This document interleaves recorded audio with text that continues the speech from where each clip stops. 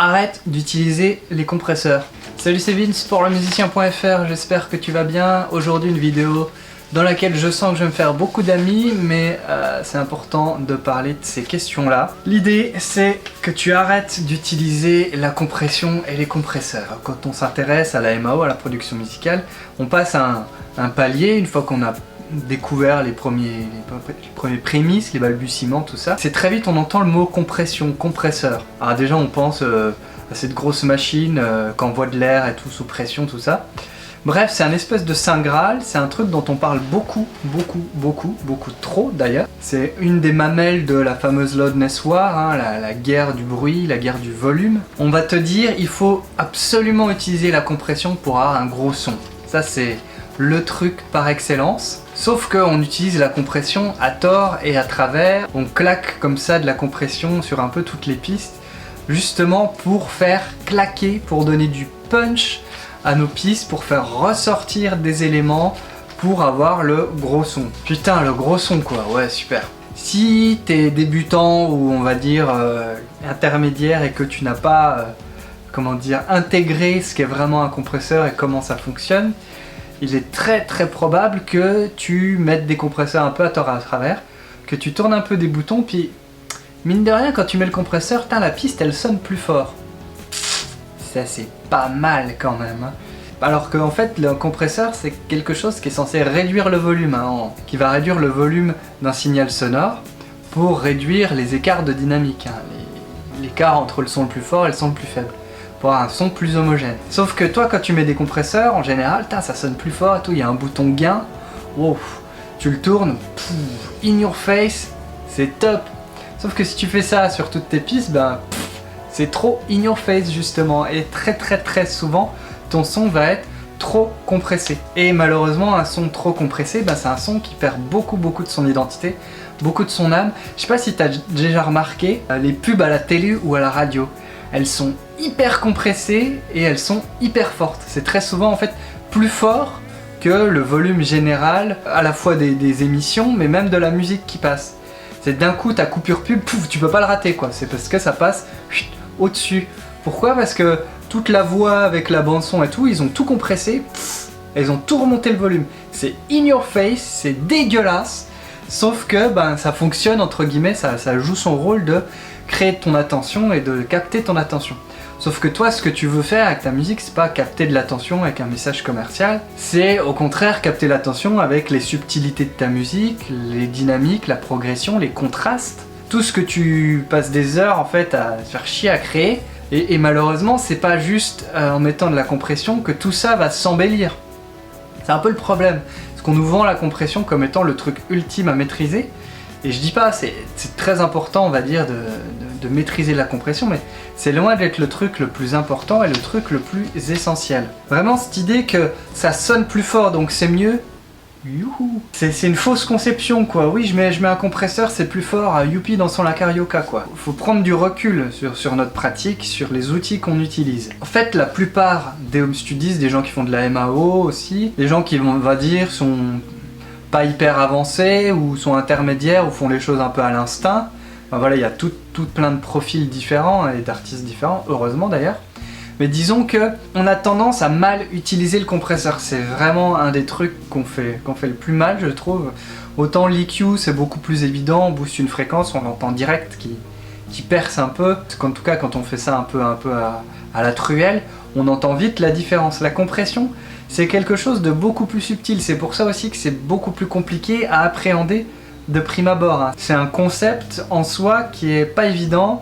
C'est des paramètres en soi qui sont franchement compliqués, je trouve, à vraiment intégrer au quotidien et à bien sentir ensuite de façon instinctive dans sa boîte à outils comme ça du producteur. C'est vraiment, on a tous fait ça. Moi j'ai en tête un de mes meilleurs amis qui a un super zikos et tout, et dans ses prods, l'un de ses réflexes, en tout cas avant, je pense que maintenant ça a évolué, mais quand on faisait du son ensemble, il y avait un truc, moi-même je savais pas vraiment me servir des compresseurs, mais lui il avait une manière toute particulière d'utiliser les compresseurs. En fait, il s'en servait comme d'un boost de volume quoi.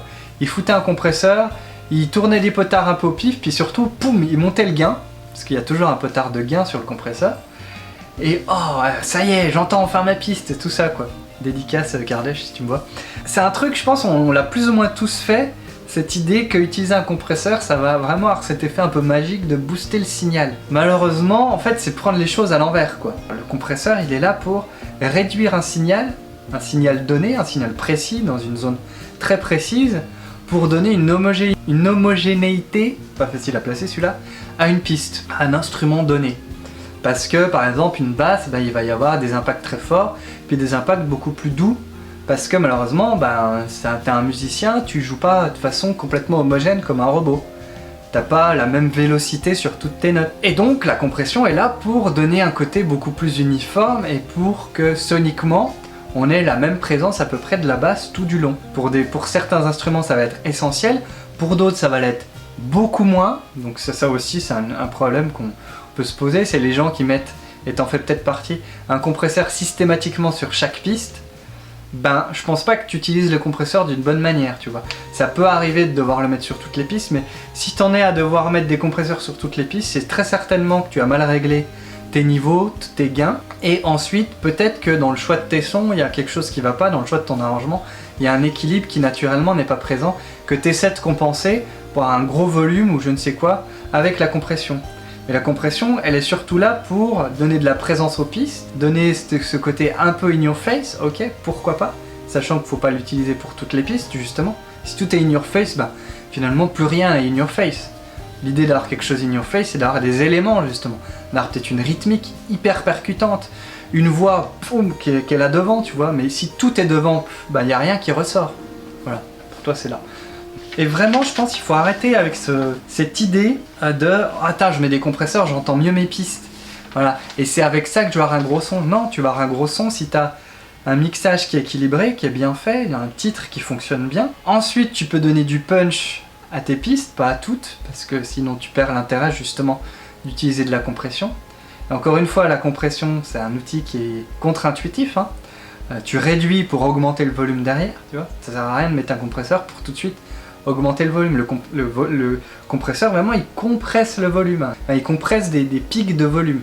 C'est vraiment ça, sa fonction première. Quelque chose que tu ferais en automatisant finalement un fader de volume. Il faut se remettre dans le contexte de l'historique de la production musicale, c'est que avant on faisait des disques sans compresseur. On n'avait pas, les mecs dans les studios professionnels, ils n'avaient pas 20 racks de compression. Ils n'avaient pas 240 pistes à dispo, non. Du coup, ils faisaient comment? Ça ne les a pas empêchés de faire de la bonne musique. Ils se concentraient déjà sur la musique, sur le placement des micros, sur la couleur que tel ou tel micro pouvait avoir, ok. Ils avaient certainement du très bon matériel, du vintage, tout ça, mais ils pouvaient pas mettre un compresseur par piste, donc ils faisaient des choix, ils décidaient. Ça c'est super important, on en parle souvent, c'est faire des choix. Tu peux pas, juste parce que maintenant, de nos jours, on peut foutre 10 compresseurs sur la même piste, c'est pas parce que tu peux le faire qu'il faut nécessairement le faire en fait. C'est un peu le message aussi de cette chaîne, c'est d'utiliser les outils avec du recul et avec un peu de prudence, tu vois. C'est pas parce que tu as accès à une pléthore d'outils que nécessairement tu dois tous les utiliser et les utiliser à outrance. C'est pas parce que tu as une tronçonneuse pour entretenir, je sais pas, ton terrain, que tu vas forcément raser tout le bois à côté. Tu vois, non, tu vas tailler des branches mortes, tu vas couper un arbre par-ci pour laisser de la place à un autre. C'est exactement la même chose avec un compresseur. Tu vas l'utiliser à un endroit parce que ça fait du sens, pas parce qu'on t'a dit qu'il fallait l'utiliser. Le problème, tu vois, c'est qu'on ne sait pas utiliser le compresseur.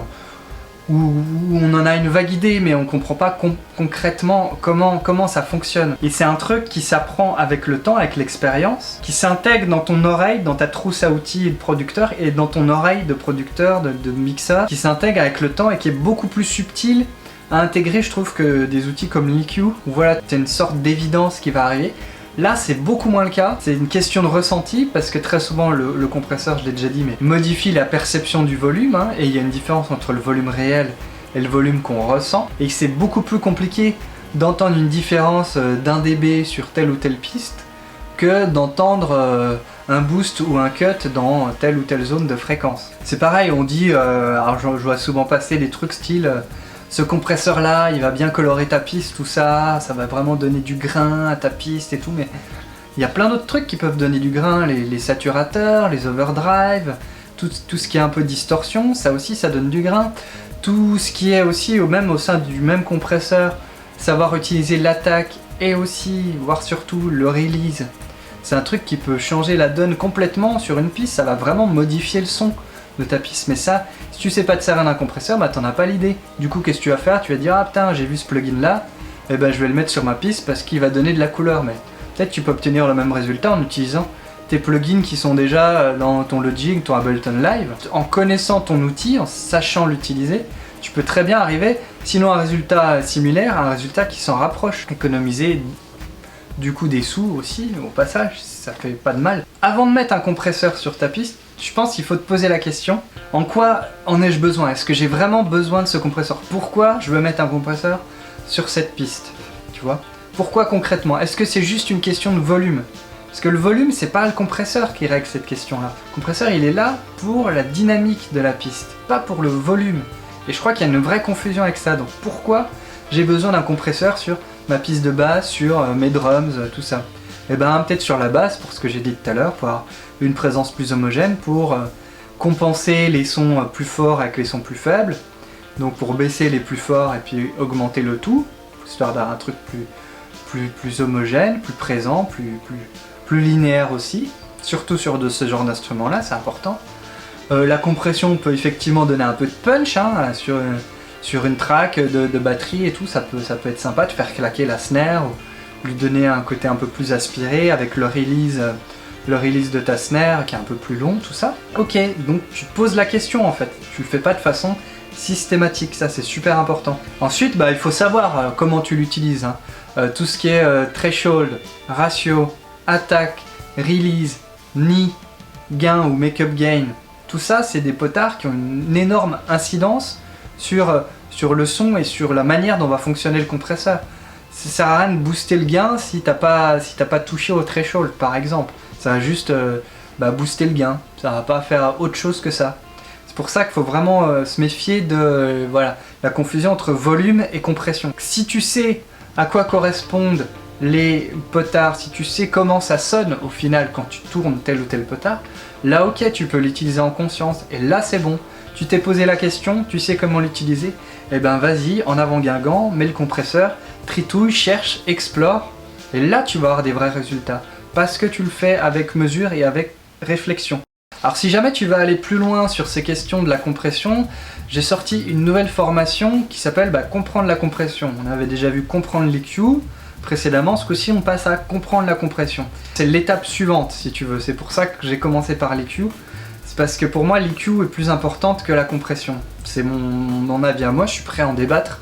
Mais je pense que c'est vraiment plus important. Cette formation, comme la précédente, c'est un côté à la fois pratique, hein, comprendre quoi fait quoi, comment ça sonne, tout ça, et un côté mindset, parce que je pense que c'est vraiment important, j'espère que tu l'as compris dans cette vidéo, de développer son oreille et son recul par rapport aux outils qu'on utilise. C'est des choses que je répète sans arrêt, mais je trouve vraiment importantes. Donc concrètement, qu'est-ce qu'on va voir? Alors on va voir dans un premier module une espèce d'introduction assez complète à la compression. Alors, on va pas faire un historique tout ça de l'histoire de la compression des différents types de compresseurs, mais plutôt de pourquoi on utilise la compression, qui est je pense assez important de sinon se remettre à niveau, de comprendre pourquoi on utilise tel ou tel outil. Ensuite, dans un deuxième module, on va décortiquer le compresseur, hein, donc quoi fait quoi, quel potard fait quoi en fait, à quoi ça correspond concrètement ce foutu potard de ratio par exemple, qui est assez obscur, il y a des chiffres, le potard de release, pareil, enfin voilà. C'est des choses qui peuvent être obscures, surtout si tu es un peu débutant, qu'on va tout décortiquer ça bien en détail, on va prendre le temps d'expliquer les choses, vraiment dans un cadre théorique au début. Ensuite, dans un module suivant, on va voir comment ça sonne, concrètement, justement.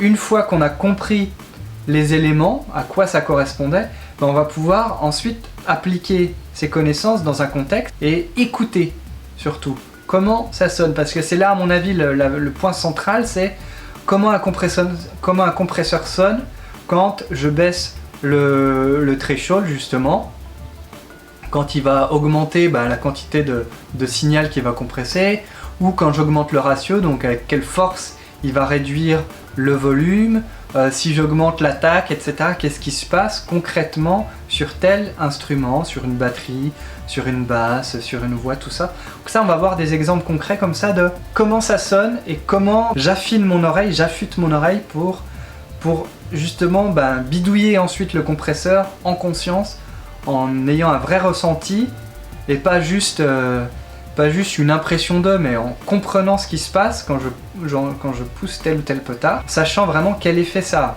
Ensuite, on va utiliser le compresseur, donc on va voir un processus, en gros comment les étapes pour utiliser un compresseur concrètement. On va prendre des pistes et puis on va voir ce qu'on peut faire pour justement utiliser le compresseur concrètement. Alors c'est un point, mais j'en parle plus précisément dans la formation. Il n'y a pas de step by step, tu peux pas dire les 5 étapes pour réussir la compression d'une batterie, d'une basse, d'une voix, tout ça. Tu peux donner un guide, moi c'est ce que je te donne, mais chaque piste est différente, chaque morceau est différent, chaque mixage est différent. Ce qui fait que ce que tu vas utiliser comme réglage pour un compresseur dans un contexte donné ne sera pas le même pour un autre. Et donc ce qu'on peut donner, c'est des guidelines, des règles un peu comme ça universelles, mais pas pour compresser une basse, il faut faire ça, ça, ça. Mais on va voir ça plus en détail, parce qu'il y a quand même un peu on va dire des étapes à intégrer. Et ensuite seulement, tu vas affiner suivant le contexte du mix, suivant la qualité de la prise de son, suivant la quantité de gain qu'il y a sur ta prise de son par exemple, parce que ça, d'une prise à l'autre, ça va pas être pareil, donc les réglages vont pas être les mêmes. Puis enfin, dans un dernier module, on va voir des exemples concrets dans le cadre d'un mixage de comment on va pouvoir utiliser le compresseur à tel endroit, sur telle piste, sur tel bus. On va voir aussi comment faire de la compression parallèle, c'est un truc qui est assez important. Et comment utiliser le compresseur sur le mix bus, en gros sur ta sortie générale, parce que ça aussi c'est quelque chose qui peut avoir une belle incidence sur ta musique. Bref, un programme assez complet. Je n'ai pas encore un chiffre à te donner sur la durée. Juste une chose, j'ai pas uploadé encore toutes les vidéos, donc en gros tu as 2 tiers du contenu déjà dans la formation. Tu peux cliquer sur le lien ci-dessous pour y accéder. Le reste du contenu arrive d'ici à la fin de la semaine. Déjà je pense que tu as largement de quoi te mettre des infos, du contenu sous la dent et puis des réflexions.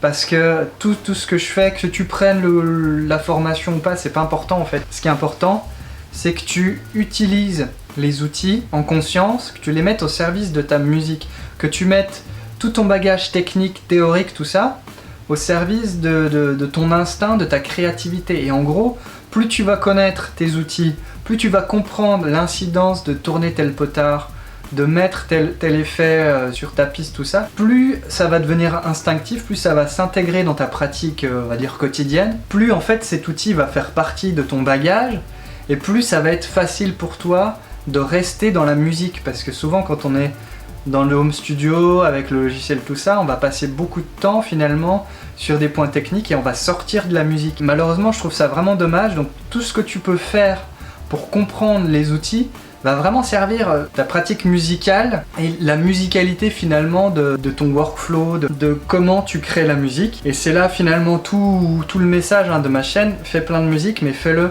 en conscience, fais-le avec du recul comme ça, avec une espèce de... pas dire d'intelligence, c'est pompeux, je suis pas plus intelligent qu'un autre, puisque je raconte, on ne peut pas être d'accord, mais ce que je veux dire par là, c'est reste dans la musique au maximum et laisse pas l'outil devenir un frein ou une espèce de chimère par rapport à ce qui nous intéresse tous au final, c'est faire une musique qui nous plaît, qui nous porte et qu'on a envie de partager. Donc voilà, donc si ça t'intéresse, tu peux aller voir le lien dans la description. Je te laisse, fais plein de musique. Ciao.